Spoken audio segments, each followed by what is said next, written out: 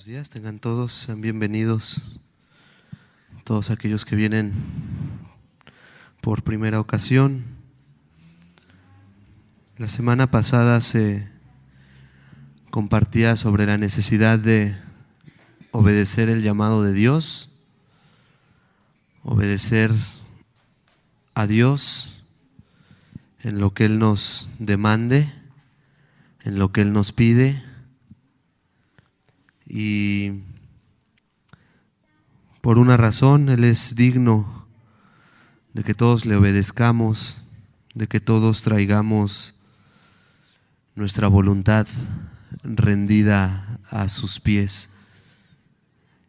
El día de hoy, con el favor de Dios, quiero hablar sobre dos funciones de Jesús o de Dios. La primera función es Dios como juez y la segunda función, Dios como redentor. La Biblia habla más funciones, consolador, por ejemplo, perdonador, justificador, de lo que Dios representa para ciertas personas. Para algunas personas Dios pues representa solamente una tradición. Para algunas personas Dios representa solamente una costumbre. Para algunas personas Dios representa solamente un hobby, un pasatiempo. Para otras personas quizás representa toda su vida, toda su vida. Dependiendo de cómo tú veas a Dios y de quién sea Dios para ti, es como tú vas a vivir. Si para ti Dios es un pasatiempo, si para ti Dios es solamente un consolador, si para ti solamente Dios es una religión, un grupo de enseñanzas que hay que guardar, pues tú eres un fariseo, un religioso. ¿Quién es para ti Dios? Dios es un juez, un redentor, tu justificador. Ojalá podamos al final de este estudio determinar quién es Dios para mí. ¿Quién es Dios para mí? Vamos a orar, te invito a que me acompañes. Padre, te damos gracias por esta mañana, Señor, gracias por la oportunidad que nos das de estar en pie, Señor, por la oportunidad que nos das de reunirnos. Padre, tú conoces los corazones, conoces las intenciones, Señor. Y Padre, pues tú sabes por qué estamos aquí. La razón principal es por tu gracia, por tu misericordia, que nos has atraído con lazos de amor, Padre. Te pido que hoy nos ayudes y que nos bendigas en el nombre de Jesús, tu Hijo amado. Amén, Señor. Amén. Si me acompañan al Salmo capítulo 7, versículo 11. Dios es juez justo y Dios está airado contra el impío todos los días. Si me acompañas a Isaías 44, 24. Isaías 44, 24. Así dice Jehová, tu Redentor. Así dice Jehová, tu Redentor, que te formó desde el vientre. Yo Jehová, que lo hago todo, que extiendo solo los cielos, que extiendo la tierra por mí mismo. En estos textos vemos que Dios tiene dos papeles. Uno es de juez y otro es de redentor. Dios es juez justo y después dice, así dice Jehová, tu redentor. Son dos papeles que Dios toma. En primer lugar es el juez. Dios es un juez justo y dice la Biblia que está airado con el impío todos los días. A veces las personas tienden a querer manipular el carácter de Dios conforme a su conveniencia y toman textos como Dios es amor, Dios es misericordioso, pero ignoran que aunque Dios es así, ignoran la otra parte, que Dios también está indignado en contra de nuestras malas obras.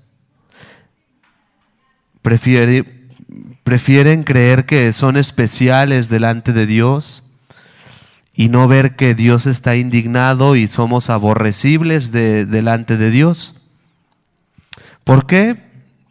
Sus razones tendrán. La mayoría de las personas pues quieren manipular, realmente es la palabra, manipular las escrituras, manipular el carácter de Dios. Pero la verdad es de que aunque Dios es redentor, es amor, es misericordioso, es paciente y clemente, también es severo, justo, y también dice la Biblia que arde en furor por la maldad de los hombres. O sea, que tú quieras ver a Dios solamente una faceta de Dios, no te exime de pasar o pagar el juicio de Dios. O sea, el hecho de que las personas tengan a Dios como un club, como un pasatiempo o como un hobby y vean en Dios solamente amor y misericordia, no puede quitar el texto de que Dios esté airado con ellos. Aunque tú lo veas que es amor y que no veas la otra parte de Dios, de su carácter, tú no lo puedes quitar. Y esa parte del Salmo 7, de que es juez justo y que está airado contra el impío todos los días, es una idea, es una imagen de alguien que está sacando espuma por la boca. Está tan indignado que se ve a leguas su indignación. Está encolerizado. Está muy indignado. ¿Cuánto tiempo? A veces las personas las escucho decir, es que mira cuánto Dios me ama, cómo me prosperó en mi trabajo. Mira cuánto Dios me ama, me dio unos hijos.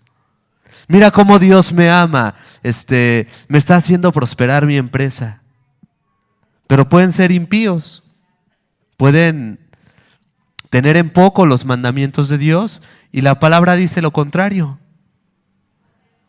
Que aquella persona que es impía, Dios está airado con él. Entonces, ¿por qué Dios te da tantas cosas? No las da por el hombre, las da a pesar del hombre. Porque Dios no se limita solamente a ser un Dios airado, indignado, sino a veces también permite para el hombre un bien. Pero no por eso quiere decir que ya, como tengo una familia, un trabajo, un carro, ya dicen, como que Dios me da todo para que veas cuánto me ama. Eso es incorrecto. Si tenemos cosas que vienen delante de Dios y de parte de Dios, son a pesar de nosotros, no son porque las merezcamos, no son porque las hayamos ganado, no son porque hayamos pagado un precio por ellas. El soberbio cree que todo lo que tiene, o si llega a tener algo, es porque él lo hizo, porque él lo alcanzó. Pero ¿quién es un juez? La Biblia dice que es un juez justo. Un juez es una persona cuya actividad actúa como intermediario entre dos partes en un conflicto. En primer lugar, la idea de un juez que nos da la Biblia aparece muchas veces, más de 120 veces la palabra juez en el Antiguo Testamento, y nos da en primer lugar la idea de una persona que actúa como intermediaria entre dos partes que están en un conflicto. También un juez es una persona que cumple una sentencia o que ejecuta, que determina una sentencia. También puede vindicar, liberar de una injusticia y de una opresión. Génesis 18, 25. Lejos de ti el hacer tal, que hagas morir al justo con el impío, y que sea el justo tratado como el impío. Nunca tal hagas. El juez de toda la tierra no ha de hacer lo que es justo. ¿Quién está hablando? Está hablando Abraham, cuando estaba intercediendo por un grupo de personas que vivían en Sodoma y en Gomorra. Le decía a Dios: si hay 50 justos, ¿destruirías la tierra? Si habría 40, ¿la destruirías? Si habría 20, perdóname, pero si habría 10, no te enojes conmigo. Porque Abraham pensaba que podía haber 50 justos. Le decía: ¿los vas a castigar? El mismo castigo al justo como al impío. ¿Y sabes qué Dios le respondía? No. Si encuentro 50 justos, no destruiré la tierra. Si encuentro 50, no los haré pagar lo mismo. Y después Abraham declara algo a través del Espíritu Santo: el juez de toda la tierra. El juez de toda la tierra no ha de hacer lo que es justo. Dios es juez de toda la tierra, y ese juez, también el papel de un juez es escuchar la causa, emitir un veredicto justo o un dictamen judicial. En pocas palabras, un juez sentencia a una persona, pero también puede vindicarla. Si las acusaciones son falsas, la puede vindicar, la puede eximir de responsabilidades, la puede dejar en libertad o la puede poner en prisión. Ese es el papel de un juez. Hoy en día, si alguien comete un delito, es llevado ante un juez y el juez dicta una sentencia. ¿Cuántos años debe estar en prisión? Si además de estar en años en prisión debe pagar una cierta cantidad de dinero, ¿qué debe de hacer? El juez también juzga conflictos entre personas, pero prácticamente la palabra determinante de una persona para que sea puesta en libertad o sea puesta en prisión es la de un juez. Y precisamente esta es la idea que Dios nos da. Dios es un juez, pero ese juez es justo. Dios es juez justo, y como juez justo está indignado en contra de la maldad de los hombres todos los días. No porque hoy amaneció muy bonito y hubo un sol, hoy Dios no está tan enojado con el impío.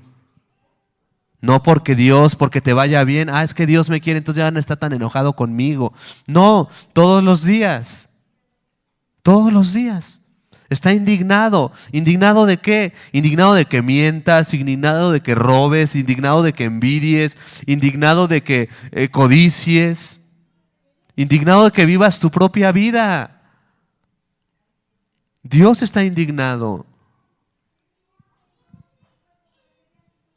¿Quién escapará de su furor? ¿Quién escapará de su ira? Hechos 17:30. Hechos 17:30. Pero Dios, habiendo pasado por alto los tiempos de esta ignorancia, ahora manda a todos los hombres en todo lugar que se arrepientan, por cuanto ha establecido un día en el cual juzgará a todo el mundo con justicia por aquel varón a quien designó, dando fe a todos con haberle levantado de los muertos. Dios, pasando por alto la ignorancia de estos tiempos, pasando por alto, es que yo no sabía, está bien, Dios pasa por alto. Es que yo no entendía, está bien, Dios lo pasa por alto. Con una condición, dice, que se arrepientan. Que se arrepientan. Que te arrepientas. ¿Por qué? Más adelante, el siguiente versículo 31, por cuanto ha establecido un día en el cual juzgará a todo el mundo con justicia, por aquel varón a quien designó, aquel a que levantó de los muertos. ¿Por qué Dios es juez? Él va a ejecutar su sentencia. ¿Cuándo? Un día. Un día. Está bien, a veces las personas dicen, es que yo no sabía, es que si yo de chiquito, bueno, Dios pasa por alto esa ignorancia, pero te manda algo, arrepiéntete. Está bien, no sabías, arrepiéntete. ¿Por qué? A veces las personas preguntan, ¿y por qué me he de arrepentir? ¿Por qué me he de arrepentir si no he hecho nada malo? ¿Por qué me he de arrepentir si no he matado a nadie? ¿Por qué me he de arrepentir si yo no soy narcotraficante? No soy ladrón. ¿Sabes por qué te debes de arrepentir? Porque has ignorado los caminos de Dios. No necesitas ser una persona criminal, violento para arrepentirte. Simplemente si tú has caminado tu vida sin tomar en cuenta a Dios, en tu vida estás lejos de Dios y estás perdido. Sí, no necesitas ser un criminal. ¿Por qué te debes de arrepentir? Dios es lo que te manda. Dice, manda a todos los hombres que se arrepientan. Que se arrepientan. ¿Por qué? Porque ha establecido un día en el cual juzgará a todos. Nos juzgará. ¿Con qué? Con justicia. Con justicia. Mira, cuando seamos juzgados, ninguna persona va a poder replicar una sola cosa en contra de Dios. No vas a tener palabras.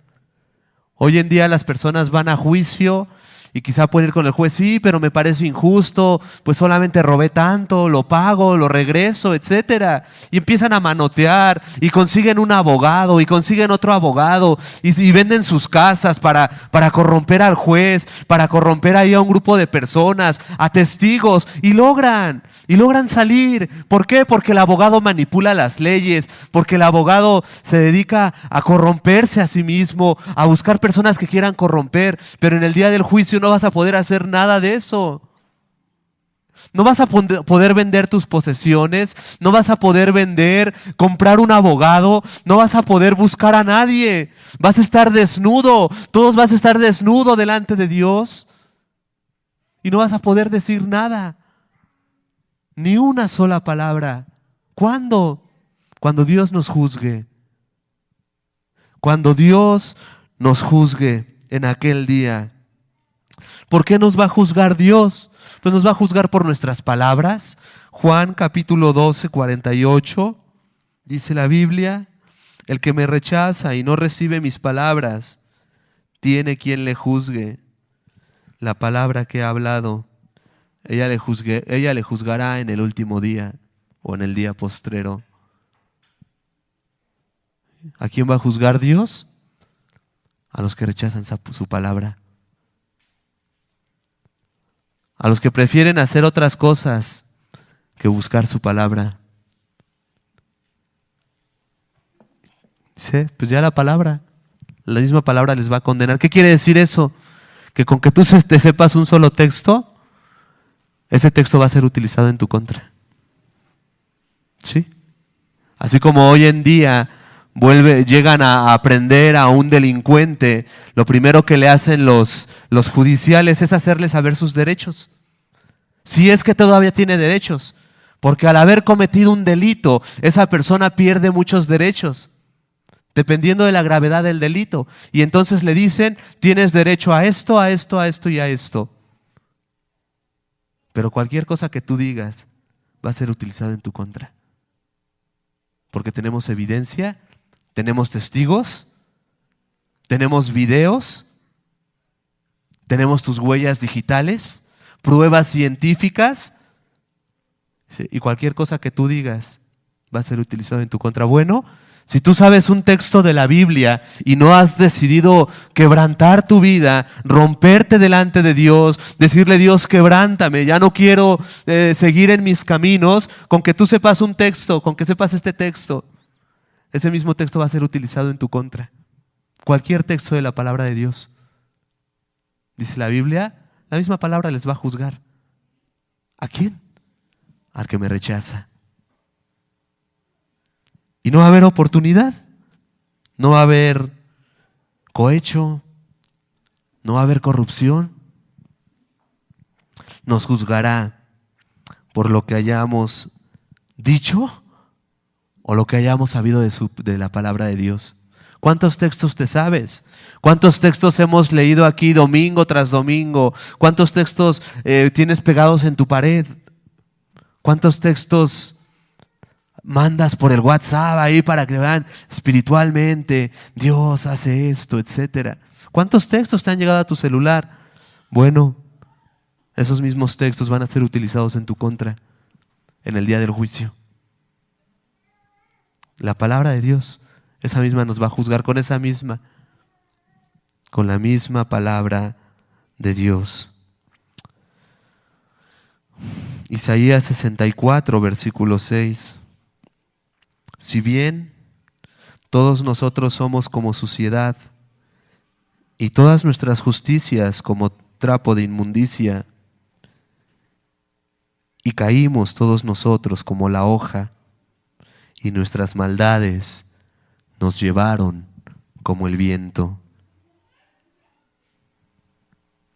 Así hagas tú muchas cosas buenas, dice, todas tus justicias, todo lo que tú hagas hecho bueno. Yo no soy tan malo, bueno, todo lo que tú creas que es bueno, si no ha habido alguien justo, realmente justo, que pague, es como inmundicia. Así te vistas de seda, te bañes, todas tus justicias vienen a ser como trapos de inmundicia. El único que las puede hacer limpias, obras limpias, es Dios.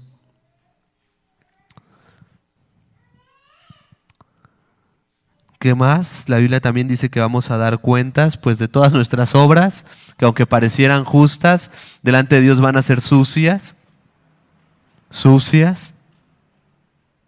suciedad, maldad. También vamos a dar cuentas de nuestras palabras, palabras ociosas, palabras que dijimos sin pensar, palabras que hicimos sin tomar en cuenta. Eclesiastés 12:14, porque Dios traerá toda obra a juicio, juntamente con toda cosa encubierta, sea buena o sea mala. Dios va a juzgar todas nuestras obras,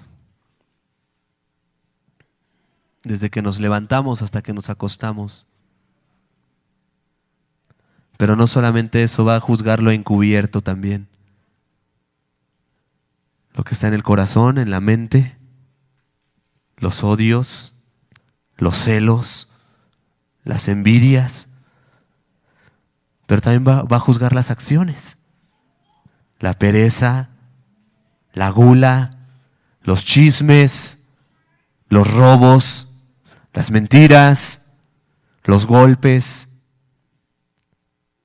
las ofensas, todo. Las acciones, pero también las cosas ocultas. Lo que nadie puede ver, los celos, las envidias.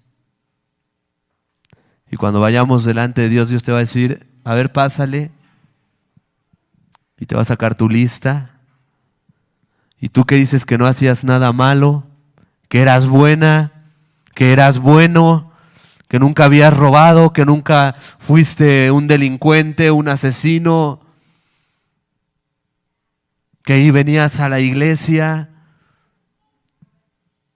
que dabas el gasto a tu casa, que siempre le comprabas a tus hijos, que siempre proveíste a tu casa. te va a empezar a sacar las cosas encubiertas. Sí, pero tú tenías lujuria. Volteabas a ver a otras mujeres a espaldas de tu esposa. Sí, pero tú eras egoísta. Siempre buscaste tu propio bien. Sí. Pero tú eras celoso, celosa, chismoso, soberbio, altivo, terco, desleal. Hablabas a espaldas de tus amigos, hablabas a espaldas de tus hermanos. Eras desleal, eras hipócrita, te pintabas como un santo, te vestías como una santa,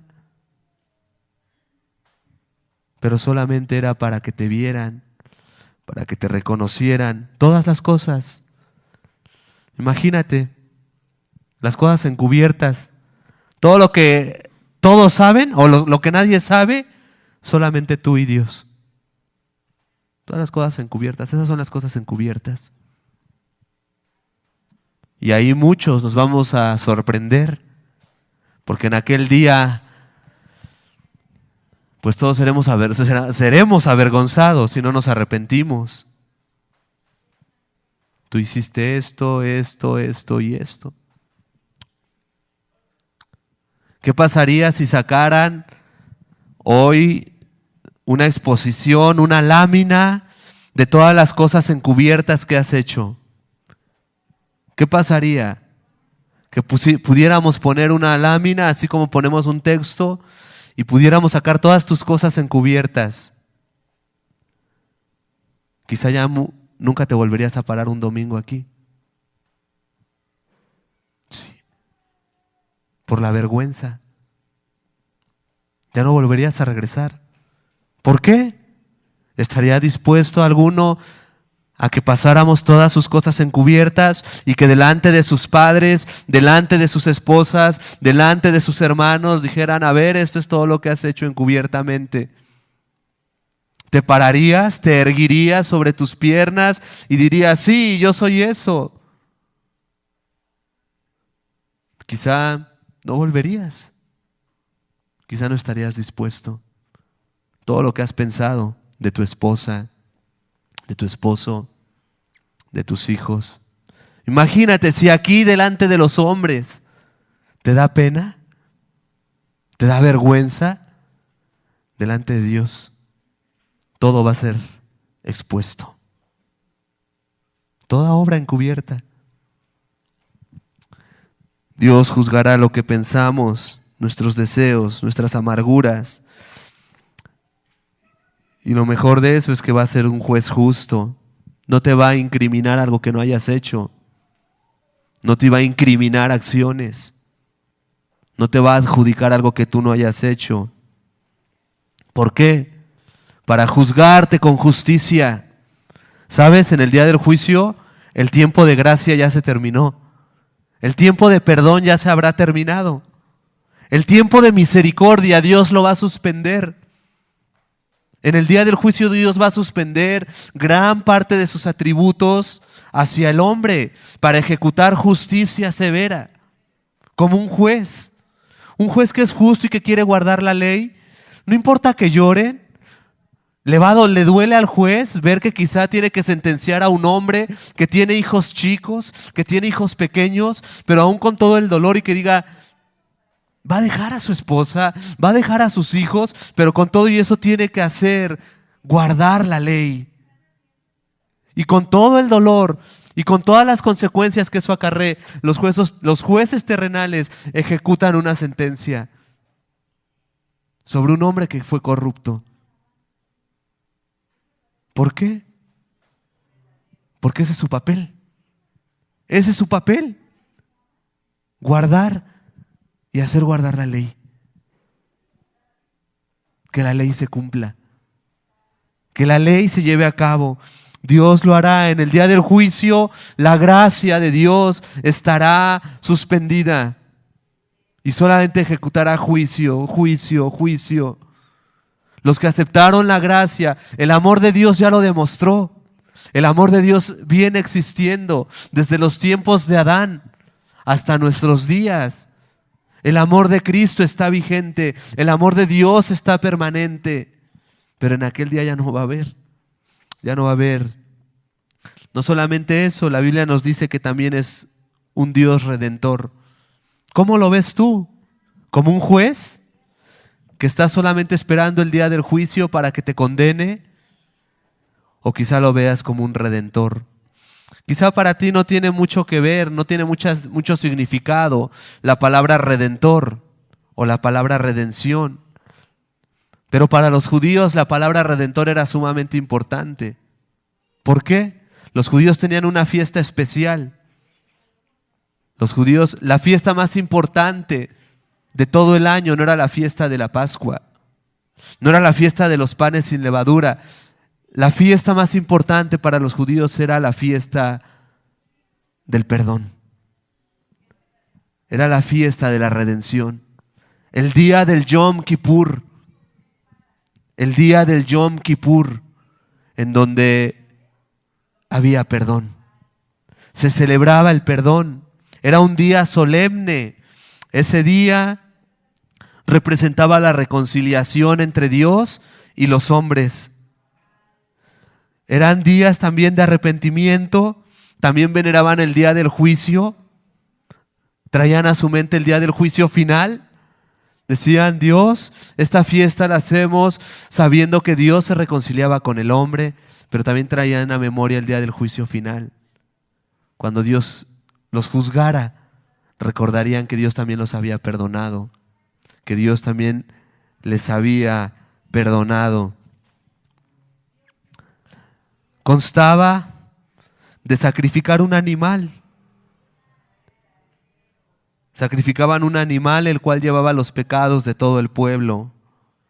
Eran días de ayuno, eran días de oración. Y después de ayunar, después de orar y de haber sacrificado a un animal, a un cordero, a un buey, ¿sabes qué hacían? El servicio finalizaba por la tarde. Se hacía tonar un shofar, un cuerno de un carnero. Y al fin del sacrificio expiatorio se soltaba un macho cabrío en el desierto. Este macho cabrío llevaba sobre él los pecados de Israel. Y ya nunca más regresaba. Se le conocía como el chivo expiatorio. Ese es un chivo expiatorio.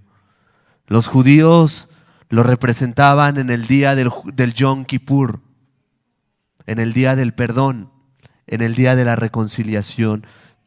Dios reconciliándose con los hombres. Mataban un animal. Después en la tarde, cuando todos habían ayunado, habían orado, se habían quebrantado delante de Dios, se habían arrepentido delante de Dios de sus maldades, entonces agarraban a un macho cabrío, a un cabrito, y lo soltaban en el desierto. Y cuando iba en el desierto se perdía y moría en el desierto. Ya nunca más regresaba a Israel. Ese era el chivo expiatorio, conocido como el chivo expiatorio, que se llevaba todas las maldades del cuerpo, del pueblo, y se perdía en el desierto. Era el día de la redención. Para ellos representaba mucho ese día, representaba un perdón. Tú ahorita dices, ay, pues, perdón de Dios, ¿qué será eso? Si no lo necesito, ¿sabes? Para los judíos eso representaba una oportunidad. Una oportunidad. Guardaban un día, el día más importante era el día del perdón, el día de la reconciliación. Tú quizá puedes vivir tu vida y decir, pues otros 5 años, pues otros 10 años, pero para ellos representaba cada año, una vez, un día al año. Tenían que celebrar eso y se quebrantaban. y lloraban. E iban con el sumo sacerdote y estaban todos llorando y estaban quebrantados, ayunando, porque celebraban el día de la reconciliación de Dios con los hombres. Y enviaban a ese chivo que representaba el perdón, que llevaba todos los pecados. ¿Qué más era un redentor? En el tiempo de Israel, en el tiempo de Moisés, una persona que era pobre se podía vender a sí misma. Sí, como esclavo. Si un hombre del pueblo de Israel, era una ley de Dios, era una ley, Levítico 25, verso 25. Cuando tu hermano empobreciere y vendiere algo de su posesión, entonces vendrá el pariente más próximo, vendrá y rescatará lo que su hermano hubiere vendido. Los hombres, cuando empobrecían y habían vendido todo lo que tenían, ¿sabes qué hacían después? Ellos mismos se vendían como esclavos.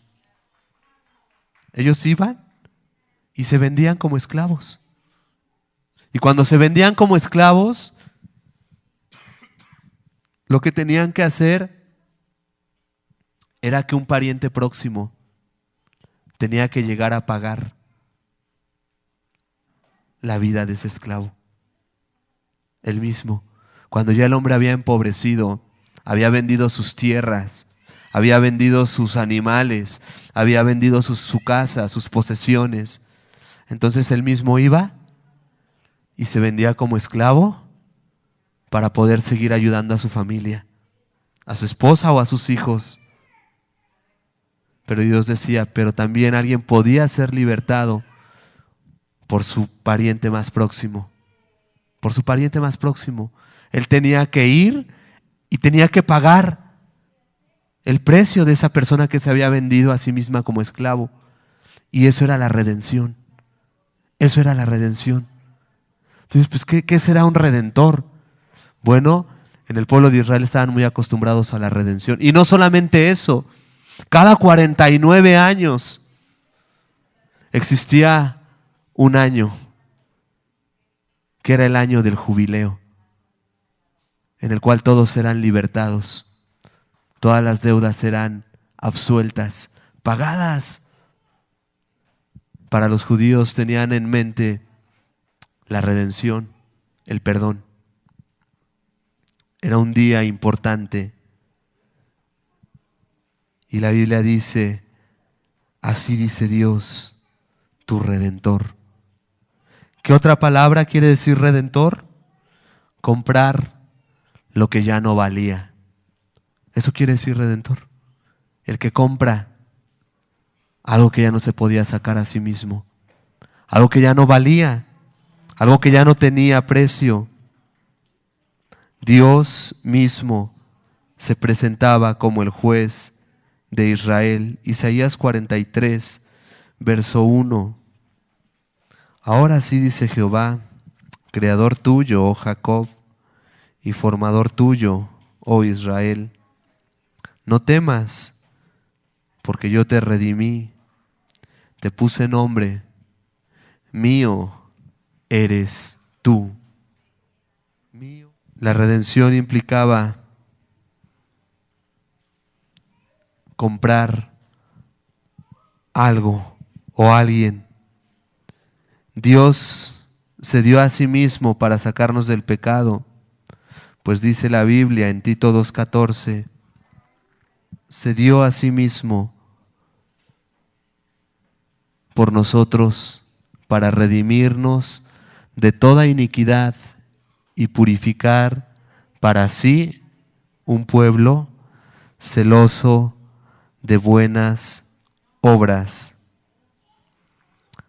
Dice la Biblia que cuando alguien redimía a alguien, esa persona pasaba a ser de su posesión. Y de la misma forma, cuando Dios redime a una persona, esa persona pasa a ser de su posesión. pasa a ser de su posesión. Ya no se pertenece a sí misma. Dice comprarse para sí, para Él, un pueblo. A veces las personas quieren ver a Dios como un redentor, pero que otra vez volver a hacer lo mismo y caen en una gracia barata, en una gracia superflua, en una gracia hueca, en una gracia que no tiene sentido. ¿Por qué? Porque ven a Dios como un redentor. Él me libertó, Él me ayudó, pero eso es, pues me ayudó para ir a hacer lo que yo quiero. Es que entonces no es gracia, ¿sí? Ese es el perdón. Dios se puso a sí mismo como redentor. Un redentor significaba alguien que compraba algo. Dios amó lo que ya no tenía precio. Y a aquellas personas que han sido redimidas, Dios les da la facultad de poder vivir para Él. Una persona que ha sido redimida tiene la facultad de vivir para Él. Ya no se pertenece a sí mismo. Tú no puedes decir, soy cristiano, pero no hago la voluntad de Dios. Soy cristiano, Dios me redimió, y cantan, sí, Dios me redimió, pero no hacen la voluntad de Dios. No, una persona redimida ha sido comprada y ahora le pertenece a Dios. Ahora es de Cristo. Ahora va haciendo lo que Dios le pide que haga. La evidencia de una persona redimida es que ya no vive para sí misma. La evidencia de una persona que ha sido comprada.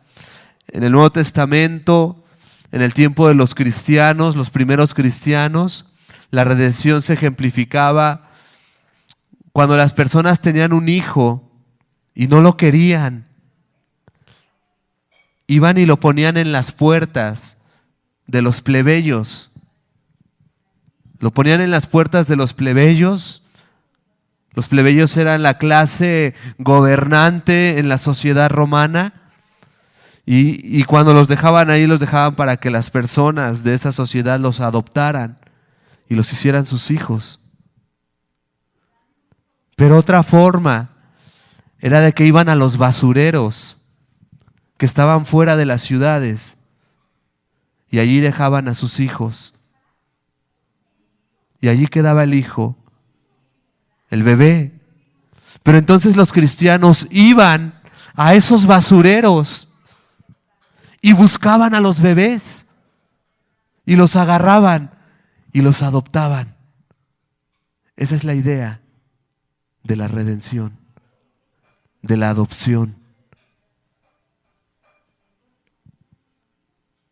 Personas vulnerables, sin valor, sin precio, los cristianos iban a ese basurero y llevaban a esa criatura con ellos y la cuidaban y la protegían y la enseñaban.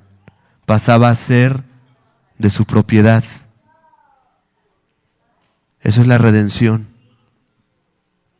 Dios encuentra al hombre en sus trapos de inmundicia, en su lujuria, en su vanidad, en su egoísmo. Y Dios busca a los hombres y los hace suyos. Y si hubiera algún precio que pagar, Cristo ya lo pagó. ¿Cuál es esa suciedad? Los pecados, las cosas encubiertas, las maldades. Y hace rato cantábamos, mirad cuán amor nos ha dado el Padre, que ha dado a un hijo unigénito. ¿Para qué? Para ser llamados hijos de Dios. Esa es la idea de la adopción. Esa es la idea del perdón. Reciben la adopción según Gálatas 4, versículo 4 y 5. Pero cuando vino el cumplimiento del tiempo, Dios envió a su Hijo, nacido de mujer y nacido bajo la ley, para que redimiese a los que estaban bajo la ley, a fin de que recibiésemos la adopción de hijos. Dios puede redimirte a ti. Dios puede redimirte y quiere comprarte. Dios quiere hacerte suyo, que pertenezcas, que seas su hija, que seas su hijo. Él ya pagó el precio, dice, a través de su Hijo Jesús, para que redimiese a un pueblo. Y en el día del juicio, el creador del universo, el autor de la vida, pues va a jugar un papel. Van a estar ahí los redimidos a su derecha,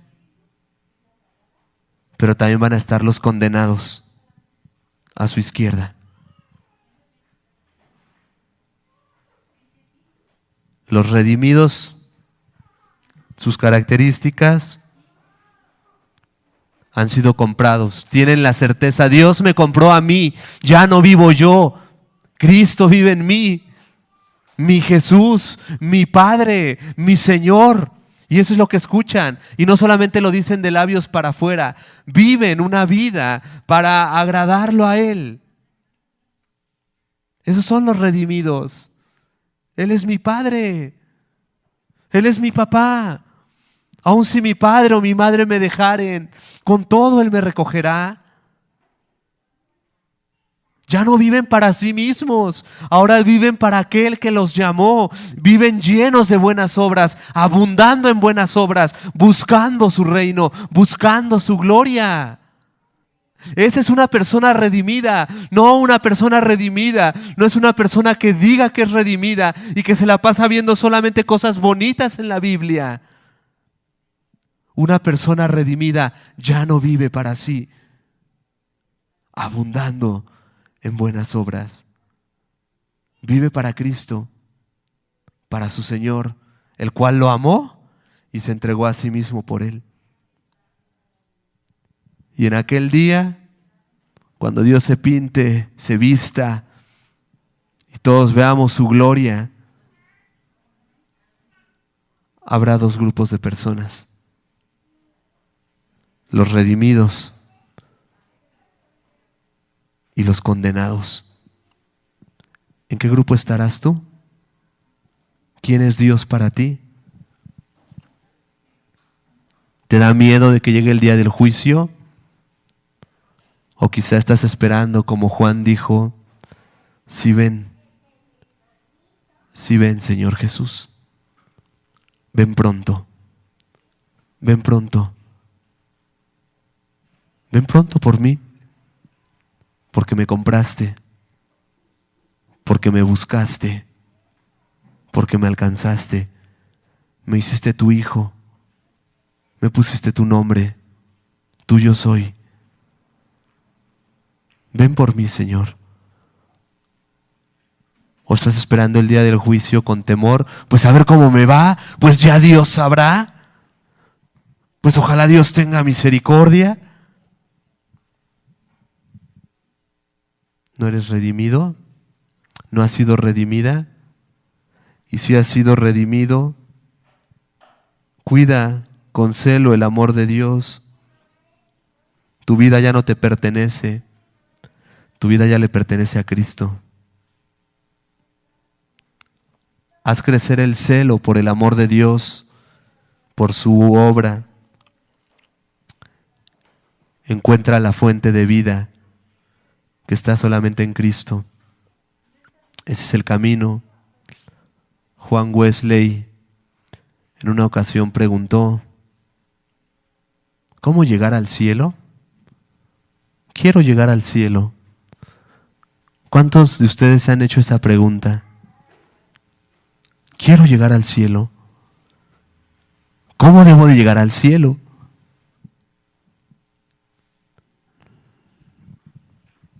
Juan Wesley decía: denme algo, denme un libro. Y después dijo: tengo el libro,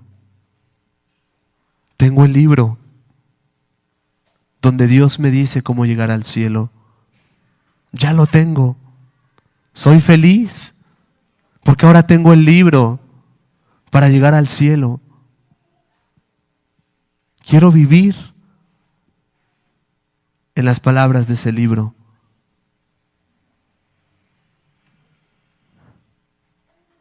Quiero ser un hombre de un solo libro, la Biblia, porque en ellas está el camino, porque en ellas está la fuente. Y la verdad es de que Dios toma las dos formas, la de juez o la de redentor. ¿Tú sabes quién eres? ¿Quién es Dios para ti? Tú lo sabes, yo no te conozco, no sé qué hayas hecho. Tú sabes las cosas encubiertas, pero si algo de algo yo estoy seguro es que Dios es redentor. Y que si tú no has sido redimida, hoy puedes ser redimida, hoy puedes ser redimido, hoy puedes ser comprado. Hoy puede ser comprado. Jesús ya pagó el precio. No hay nada que tú puedas hacer para alcanzar tu salvación. Cristo pagó el precio. Y si hay algo que solamente tienes que hacer, es arrojarte a la gracia, a la misericordia y a la justicia de Dios.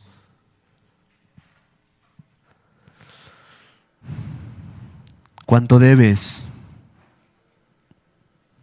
¿Cuánto le has fallado a Dios, a tu familia, a tu esposo, a tu esposa? Trae tus deudas. Él quiere comprarte. Él quiere pagar tu deuda. Él quiere hacerte suyo, para que en el día del juicio puedas decir: mi juez o mi redentor, el que me encontró, el que me alcanzó.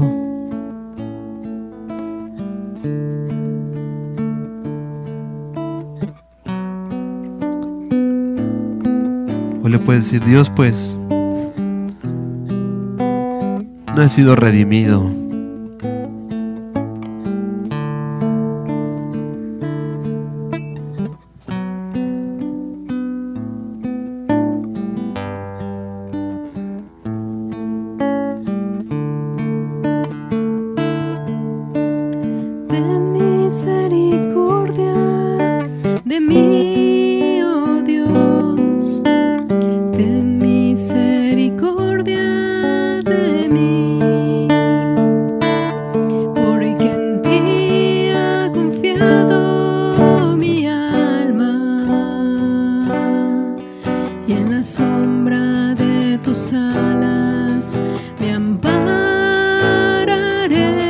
Preciosa redención. Hasta que pasen los quebrantos, hasta que pasen los quebrantos, clamaré, clamaré al Dios altísimo. Ven, Señor.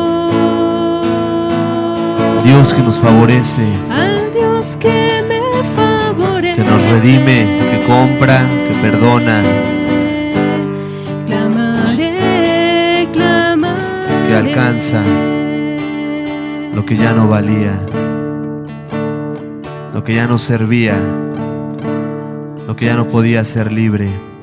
Eso es la redención. Oh Jesús, eres santo, Señor. Eres bueno, Señor. Ten misericordia de Trae tus deudas. mí, oh Dios. Trae tu Ten culpa. misericordia de mí. Empieza. Porque en ti ha confiado mi alma, y a la sombra de tus alas me ampararé hasta que pase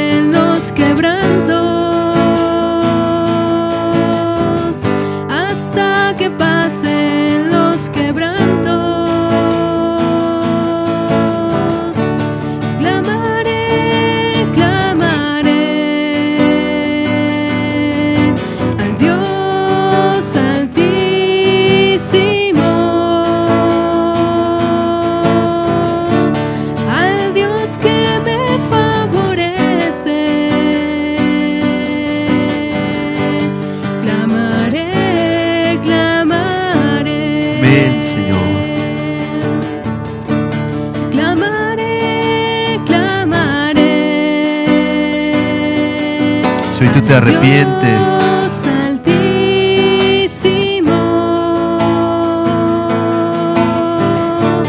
al Dios si hoy tú buscas a Dios,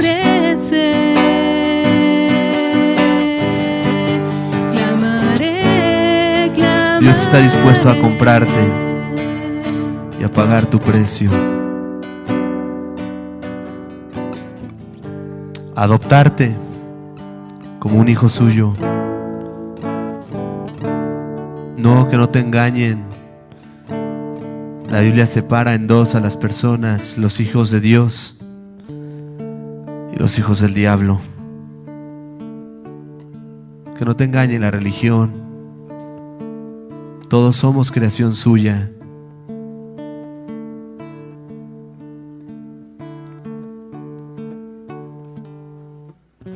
Puedes tomar hoy la decisión de buscar a tu Redentor o esperarte a que te juzgue. Jesús es juez y es Redentor.